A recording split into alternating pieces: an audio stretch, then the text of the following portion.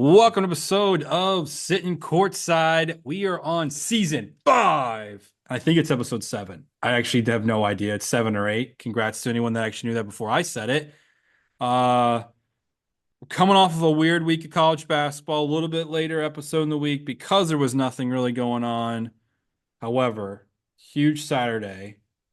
We're going to give you a little bit of a rundown, maybe some top fives, which I'm actually excited about. That proves that me and Carl are on the same wavelength because I've been dying to give a top five. Okay, okay. And a lot of other exciting things. So with further ado, Kyle, take it away.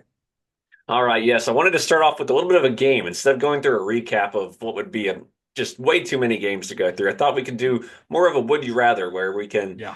go through some old games that happened in the last week and a half, talk about what happened, but also like kind of gives a preview of what we think might happen down the line. So I have five of those, and as you mentioned, top five. Then of course we're going to actually give you some picks this time. We're not doing a whole recap because it wasn't Feast Week last week.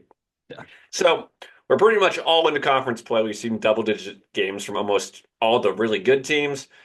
So we're going to do the Would You Rather with a little bit of a recap, starting with outside of number one Tennessee. There are two remaining undefeated teams in the rankings. There's more than three overall, but there's in the rankings, there's only three.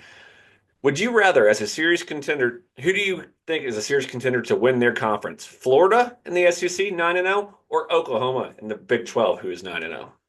So this is actually really tough. Mhm. Really tough.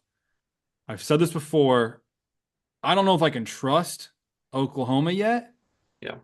but Florida plays in the best college basketball conference in the country. Hmm. I've by default put Florida because I trust Florida more. Hmm. And because the SEC is so stacked, I actually do think we looked at their schedule. Yep. They have a pretty beneficial schedule in the SEC. Yep. Teams are going to fall. So really it comes down to almost like last year where it's like how can just don't lose the close games and you will find yourself in a position to win the conference. So I'm taking Florida. I Okay. have no thought that Oklahoma is even going to finish in the top 3 in their conference. I'm just going to say it now. So I'll take Florida. All right. And so how it's going to go is I'll let you go ahead and give your pick, and then I'll give a little recap and give mine. So Florida, again, they moved to 9-0 with yet another easy win over Virginia. They have won every game by double digits so far, but their best win all season isn't even against the top 65 team in Ken Palm. So let's move it over to Oklahoma, also 9-0. With a couple easy wins last week against Georgia Tech and Alcorn State. Their best win is over Arizona. We know that there's been a little bit of issues with Arizona. They also have wins over Providence, Louisville. None of them off to a very hot start. They're Nope. 44th in the Ken Palm, but I completely agree with you. Florida actually looks like the talent 9-0. Oklahoma, I think they're benefiting from a better or an easy schedule, not as easy as Florida so far, but I think Florida actually has a ton of talent on it, and I feel like we've brought them up just about every podcast recently, so I kind of Yeah. feel like they're kind of becoming one of our teams, but they were Slowly but last year surely. for us too. But I'll also take Florida as well to be more of a contender to win the SEC, even though I think it's incredibly hard to win the SEC, but I have more faith in them contending than Oklahoma. Fair. All right, next one. There were two top 10 preseason teams so far that were amongst some of the favorites to win it all. They already have four losses each and have fallen from the rankings. Which team do you have more faith to bounce back as a true contender, maybe to win their conference, maybe to win it all? Depends on what you really want to look at it. But those Yep. two teams are UNC, 5-4, and Arizona, who's 4-4. Yeah. So we've talked about Arizona. They're an interesting team. They're like the Dallas Mavericks of the early 2000s. They don't play defense. They run up and down. This year, they've not ran, though, as fast, we'll say, Yep, right? They're generally top 3 in tempo. They're not there this year. They don't shoot as well because they got Brick City on their team. I do. Yep. I Our boy. I tend to lean here with who I think has been the more consistent program. Mhm. And when we follow the metrics of it all, more than likely teams east of the Mississippi are going to have a better likelihood of contending at the end than teams west, unfortunately. So I'm Yep. taking North Carolina mainly just because I trust them more in what I think is a down ACC this year. And Arizona, I don't know if I can trust them right now, especially the way they've come out of the gate. Not just their record, but like how they've been losing is just disgusting. Yep. So I think I mentioned this last time, our last podcast. I'm not giving up on Arizona, so just saying that right off the bat. But to go through the recap real quick, UNC ended a three-game losing streak, barely though, at home against Georgia Tech. They are 0-4 against the top 25 in KenPom so far this season. They have a pair of games coming up against UCLA and Florida, so we're really going to learn a lot Yeah, about North Carolina we soon. are. Arizona, they're one spot ahead actually of North Carolina in KenPom. They're at 30 while UNC is at 31. They beat Southern Utah. Obviously, not a big win there. Prior to that, Mhm. they were 1-4 in their last five games, but their only win being over Davidson. They have yet to beat a top 120 team in the KenPom. So they get UCLA on Saturday, so that's their first big chance since their losing streak to pick it up. But I'm also you kind of stole the thunder with it's a down ACC. I'm not gonna pick Arizona in the stack Pac-12 or the Big 12 Big 12, yeah. when UNC's got like maybe No three ranked one. teams in the ACC. There's So no one. I'm It's definitely Duke. It's Duke. That's what yeah. it is this year. By the way, you said that and just it bogged my memory. Do you remember like 2 episodes ago when we were talking about Florida and we're like, Yeah. oh, it's like January, I think 5th or 12th. Yeah. We're like, we could have a top 12 matchup, like thinking maybe Florida would be in the top 12 if they kept winning. hmm And now it's completely flipped. Like Florida's 100%. firmly in the top 10 and like maybe North Carolina will make the top 15. Yep. Like Yep. wild how quickly the tides can turn in college basketball. Yep. And this will not be the last time we talk about Arizona or Florida for mine later. Just a little preview because I will mention both of Ooh. those teams later. So, Okay, fair. all right, let's move it to this is my favorite one of the five that I actually have on this. Okay, this is Uh, the biggest one that's going to be a debate too. uh, so, who would you rather lead your team at point guard out of anybody in the nation? I think these are the two best point guards: Ryan Nimhard or Braden Smith. Which one you going with? Okay, I will tell you right now, my instincts told me Nimhard. The deep data dive told me Smith. Okay, Now, I will tell you point blank why I say Nimhard, my like gut instinct was because I feel like Nimhard generally looks more in control of the game. that makes sense. Yeah, However, I say that I think it's because Purdue needs more out of Braden Smith. they're asking more from him. Yeah. So for my answer, I did put Smith because overall, what it really came down to is he just shoots the basketball better. Okay. Yep. I mean, Yep. truly, like they're 1 and 2 in assist. They average about the same amount of points. Nimhard is slightly better on defense, hmm but Braden Smith is a much better shooter. So I will take Smith, the Indiana kid. But I mean, I feel like you can't lose with one or the other. But and again, though, I Nimhard's not had to work too hard, Yep. where Braden Smith is kind of at times having to carry Purdue. Yep. So I basically all the stats that I had for the recap. You got all of them, but I think Okay, it great. needs. I think it needs to be said though. Yes, they're 1-2 in assist, but Nimhard leads by nearly two assists. It's 1.9, It's true. 10.7 to 8.8, and he only has two games with more than two turnovers. Braden Smith gets that in like the first 5 minutes. So that's what really took me to Nimhard. But like you said, Purdue asked so much of Braden Smith. I think if he was on a team like Gonzaga, he would kind of put up those same stats because he wouldn't be relied. It'd be like last year when he has the number one guy to go to Yeah. in Edie. And as you mentioned, the shooting is just easy. It's so much easier to pick Braden Smith. He's better at free throw percentage, 3-point Yes. percentage, and field goal percentage. And basically, all of Nimhard's shots are threes. Like he only averages three made shots a game, and two of them are threes. So I'm Mhm. going with Braden Smith just because you can rely on him. If you need a bucket, you can get it. I don't know if you can rely on Nimhard to get a bucket. So I'm gonna throw another one at you here then. What team do you feel like you could put Braden Smith on right now and they would be an instant favorite to win the national title? favorite. I mean, And it that's a has to make sense too. So like right out the gate, I'm saying like you can't say Duke because I don't think that makes any sense. no, it does not make any sense. I think he'd be really good on Tennessee because he wouldn't have to play defense. Like he wouldn't have to be Okay. and then Ziegler could move over. I mean, Ziegler's kind of already a shooting guard, the guy that's currently the favorite to win Player of the Year. But he wouldn't have to really play defense on Tennessee, and he would also be like just the disher out, like he could dish all to everybody on Tennessee. But Correct. if you want to go in like an up pace team, I think you if you replaced Jeremy Roach with him and Baylor, I think he'd be a good fit there too. Okay. Those are all good options. I was curious of your thoughts. I was thinking about this while Purdue was playing Maryland the other day. I actually think Braden Smith's not very tall, which is going to be his downfall. Yeah. I actually think if you don't ask him to be an offensive producer and just control the game, he can Yeah. actually be a very good NBA player. Yeah, I agree Because with he that. does play good enough defense that he can guard true point guards. He cannot flex to a shooting guard because most shooting guards in the NBA are No, gonna be like yeah. 6'6". Yeah, But yeah, definitely. but if you just ask him to manage the tempo of the game and just hit guys when they're open, I think he can be a very good, not a superstar, but a very good NBA player. Yeah.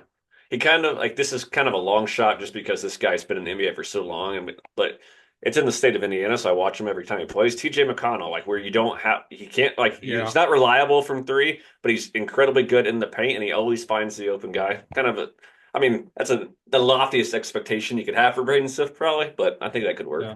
Also, a wild thought about Purdue, since I know Purdue people listen to the pod. I tweeted this out, so if you didn't see the tweet, shame on you. Follow my tweets.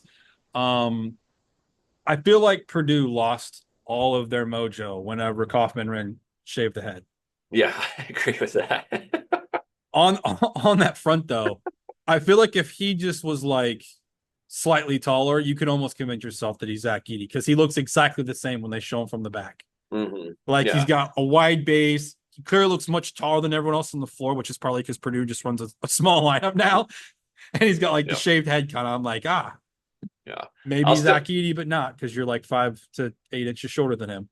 I still remember the very first game of the season, and again, he was a role player for them, so he played a ton last year, and he shot a three, and they're like Kaufman Wren for three, and I'm like, wait, that's Kaufman Wren? Like I Right. was like, that's who that guy is. Yeah. Because you're Okay. used to the dreads. Uh-huh, You just exactly. it's like now I feel like a terrible I don't even remember. Samson from the Bible, for anyone that's a Bible Okay. reader. Samson cut his hair, lost all his superpowers. That's what happened to Purdue.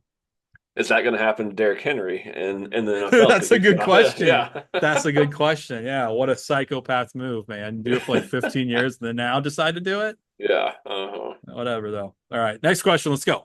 Right. Which undefeated mid-major do you have more faith in? We have Drake at 8-0 in the Missouri Valley or Loyola, who is also 8-0 in the A10. Yeah, so if you know, you know, Loyola, big team of ours for a while. I think they let us down last 2 years. Wasn't expecting a lot of them this year, so I think they're just like a happy surprise. Yep. With that being said, I think the team I trust the most is Drake because they were supposed to be good this year. So I think they're a more legitimate undefeated team. Where Loyola, it's like feel good story. I'm happy Sister Jean gets to like watch another year, but they're not a team that I trust. And quite frankly, I think they're going to have to run the table and be similar to some of those teams we've seen in the past that are like 28-3 and still have to win their conference tournament to even get into the tournament this year. Yep. I completely agree. And how I took this question is more faith is do either of these teams have a chance to be an at-large? And so with Drake, they've won 8 in a row, obviously, to start the season. They beat Valpo. That's not a big win or anything. They have three top 100 wins already, and Yeah. one of them was against Vandy, who's 60th.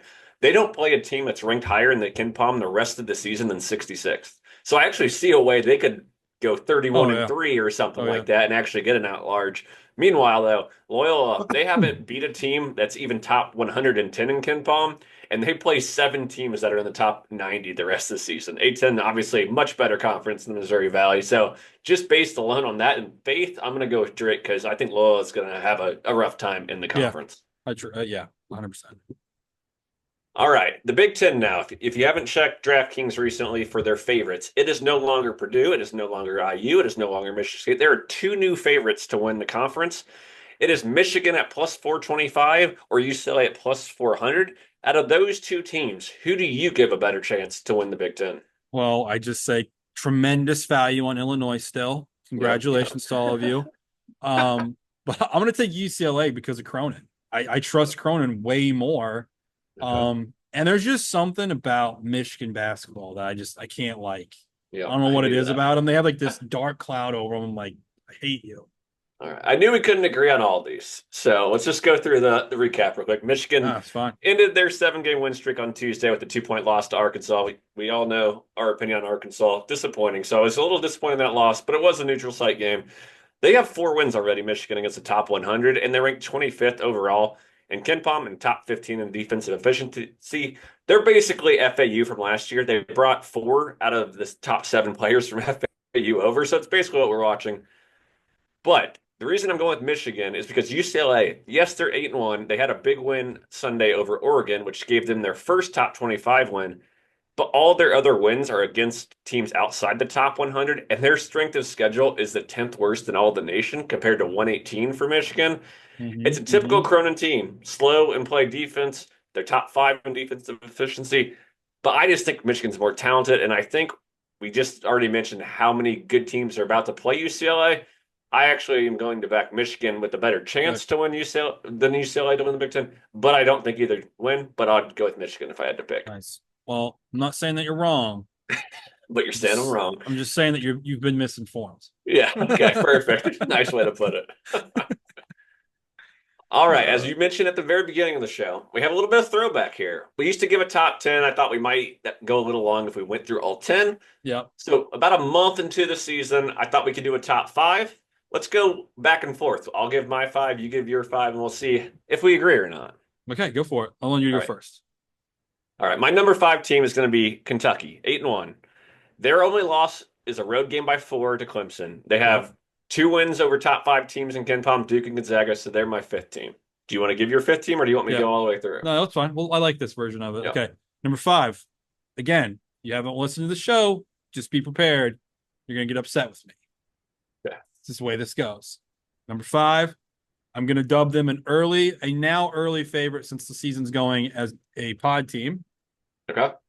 We're going UC Irvine. Okay. Okay. I like Undefeated. it. They're Uh-huh. undefeated. They play a slow game, but they play They tremendous play so defense and slow. they suffocate. I mean, suffocate their opponents. I feel like they have a good recipe at being a little bit of a Cinderella team from a conference that's not generally well known in the country. And I'm just going to tell you now, you're never going to watch them play because they play like 1 a.m. Uh-huh. Yep. But the Anteaters are great. So UC Irvine number 5. Yeah, just for those who don't know too much about them, sixth best in defense on Ken Palm. So that's how good they are.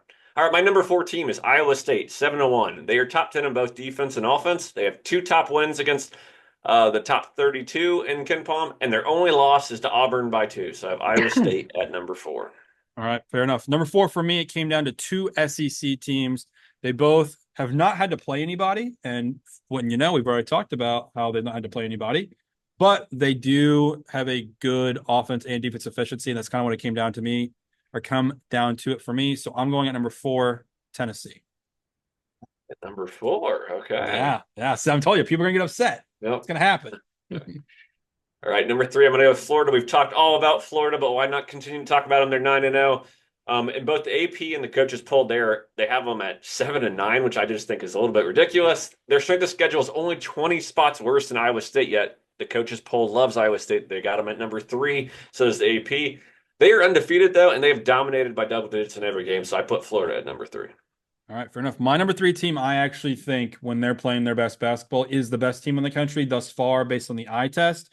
They've had a few slip ups, and quite frankly, I feel like it's one of those where they get in such a rhythm that they almost lull themselves to sleep and don't know how to just put their foot on their opponent's throat. They've also played an extremely difficult schedule out the gate, which is why I think they deserve to be in the spot that they're in. Number 3 for me, I'm going to go with Gonzaga. Okay. All right. My number 2 is Auburn at 8-1. Their only loss is at Cameron Indoor Stadium. They had the ninth strength of schedule. They had the best offense in the nation. They have 4 top 38 wins, all on neutral sites, including Houston and Iowa State. So Auburn comes in at number 2 for me. Fair enough. All right. This team does not have the number 1 strength of schedule, but I think if we look at their full body of work, they've probably played the toughest schedule to this point. They also have the best coach in the country, which is why I'm going to move them here. And a lot of it more is me just relying on my bets and hoping that it does not fall through. With that, you should know where I'm going with this. Number 2 for me, Alabama. Yeah, I knew that was where you're going for sure.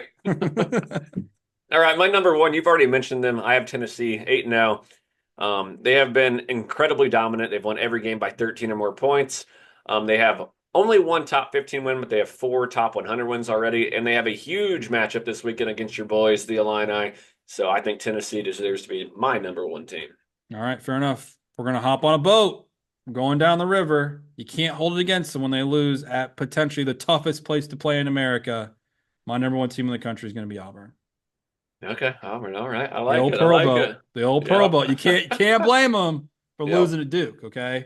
They've played very dominant basketball. I will admit right now they're number one team. I don't think in the future they'll be. And for those that didn't watch the Duke Auburn game, a ton of foul trouble because, of course, when you go to Cameron Indoor Stadium, you're going to be in foul trouble. So,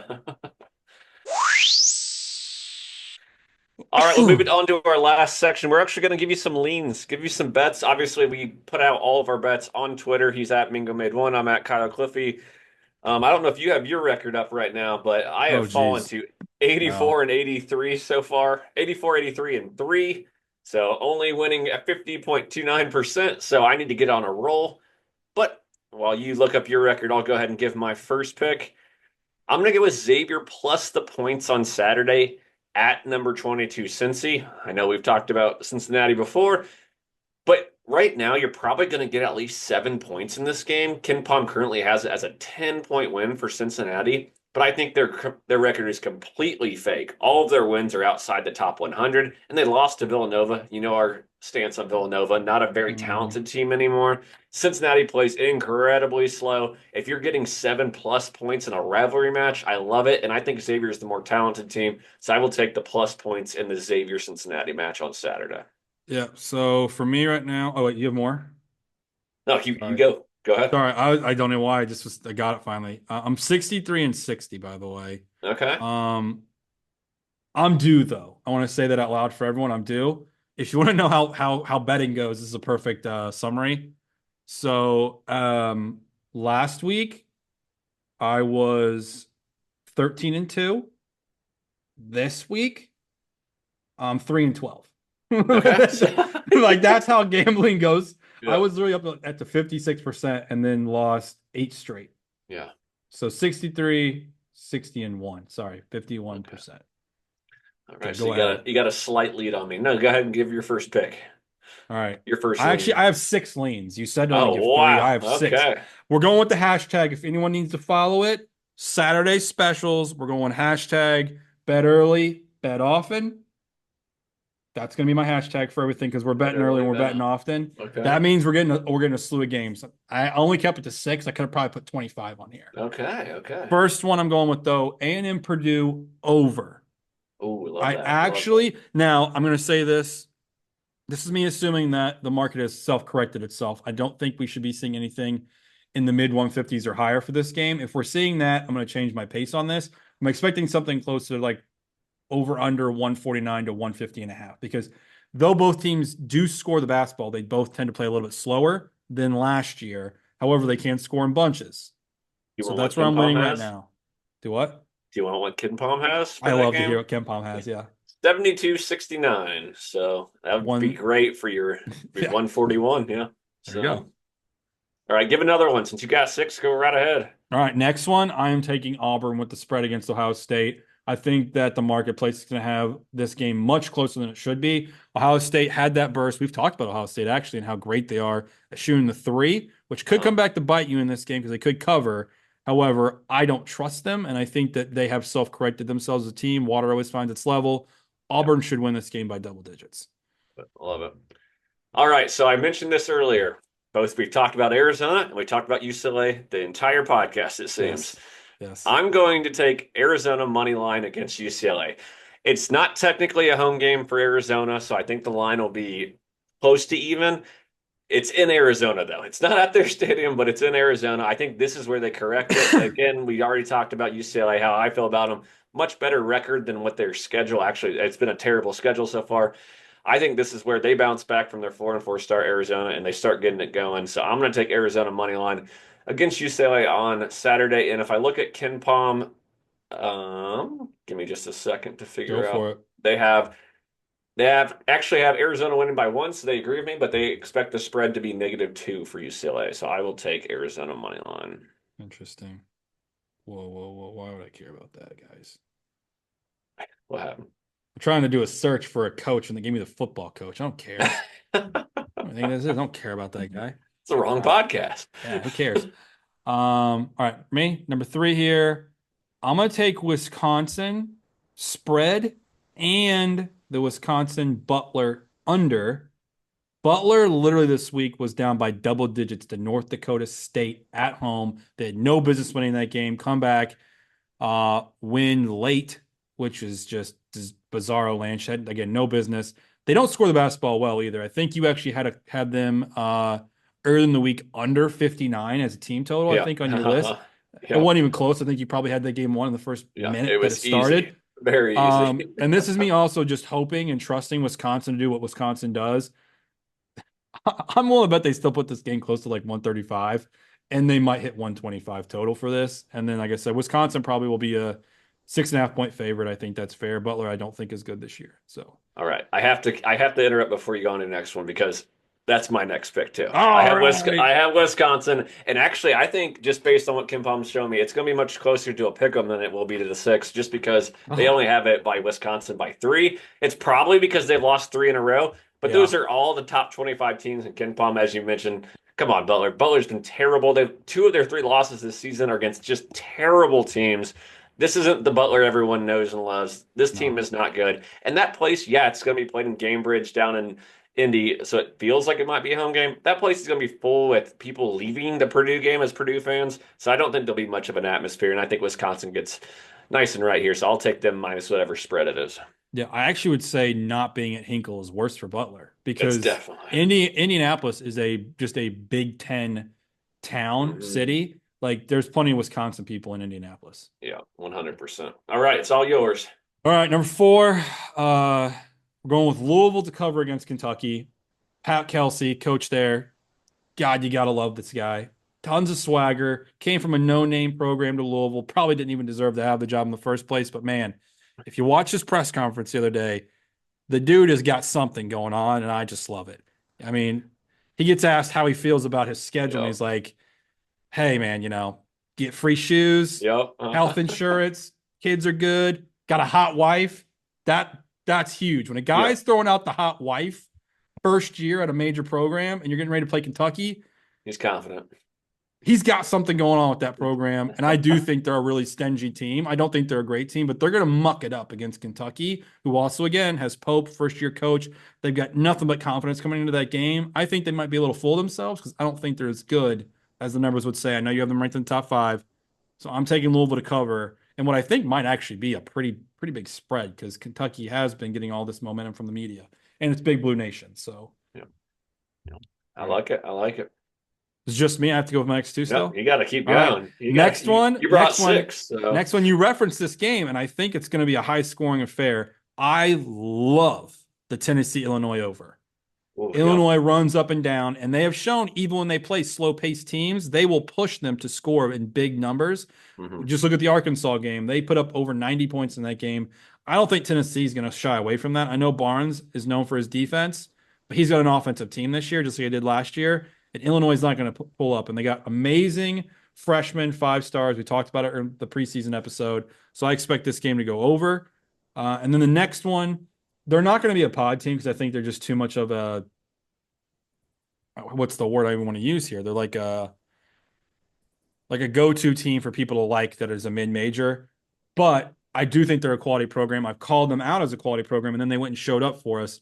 I'm going to take Dayton to cover against Marquette. Okay, I had a feeling you were going to go with that game. I just couldn't figure out which side I was going to take, so I'll let you That go. one, that one is probably the trickiest, but you Mhm. got to go with your gut here. Trust your heart; you'll never go wrong. That's a Sandlot reference. Dayton, Dayton just feels like they're going to cover against Marquette. But if you told me Marquette wins that game by 20, I also wouldn't be shocked. Yeah, Marquette's just a weird team. They've done this the last 3 years, especially under Shaka Smart. They go on these weird spurts, right? Where like they just beat Wisconsin, I think, by double digits. But at one point, that was like a back and forth game. I think Dayton's a little bit more disciplined than Wisconsin personally. So Dayton to cover. yeah, and Marquette is a whole different beast when they're at home compared to on the road or a neutral site. It is just different style of play and everything when they're playing at home. So it's nice that it's in Dayton for this one. Yeah. And do you want to know? I actually didn't expect this, but they have on Ken Palm Marquette to win by 1. I So love that. that they're There liking. is a zero chance the books put that as a pick No, 'em or there close is no -1. way. I'd No be way. shocked if they have that under 4.5, Yeah, I honestly. completely agree. And even if they don't have it at 4.5, if people they might try to do the rat line where they give you like 3.5 and people Yeah. just hammer it away and raise the bar up.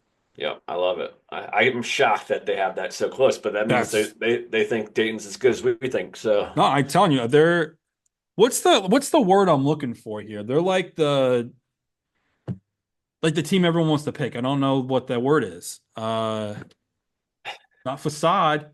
No, Uh, that's definitely not that. let me Uh, everyone's darling. I don't know. looking it up. We're gonna Google it. Sorry. By the way, total sidebar as we're sitting here. Obviously, live in an Indiana family. My wife's family is Indiana family. I'm a big Notre Dame fan, per usual. In football, it's already started. Yeah, I was about to say that's got to be pretty epic. Yeah, So, I say that because the whole Google me thing. It's yeah. Uh, oh I yeah, can't I get I it. can't find the word I'm looking for. I'm sure Crystal's probably sitting at her house right now, going like, "I can't believe these idiots have a Yeah, podcast. Like, how'd they that's graduate like college?" 20 different words to use for we got I don't know nothing. what it is though. It's like an F word, you know? Like they're like the Fringy? No. Brisky? what's no, what's they're like a fad team. Like they're like the cool fad to pick. Okay, You know okay. what I'm saying? Like, oh, that's a fad, or maybe I don't know if that's the word either. It But we'll doesn't go matter. with it. We'll go Yeah. with it. Yeah. Anyway, sorry, I'm getting old. Like my son would probably say, like, oh, skibbity doo raw Ohio. Like, I don't know what that means, buddy. But sure. Well, And Crystal did get that reference, by the way. we just gave you guys 9 picks. We had one that we both agreed on, so 10 in total, but one was the same. So 9 picks, 10 in total for Saturday. So go ahead, clear your guys' books. Don't do anything else but watch college basketball all Yes. day Saturday. And of course, check out our Twitter, so we'll have even more picks than that. Honestly, there might be 20 picks for me on Saturday, just based on every single matchup. Yes. Um, We'll be back probably mid next week, so go ahead and check our Twitter all the way through to like Tuesday. We'll be back with another good podcast. We'll try to do something different than what we've done already. And best of luck in your bets, and we'll talk to you next time. Love you guys.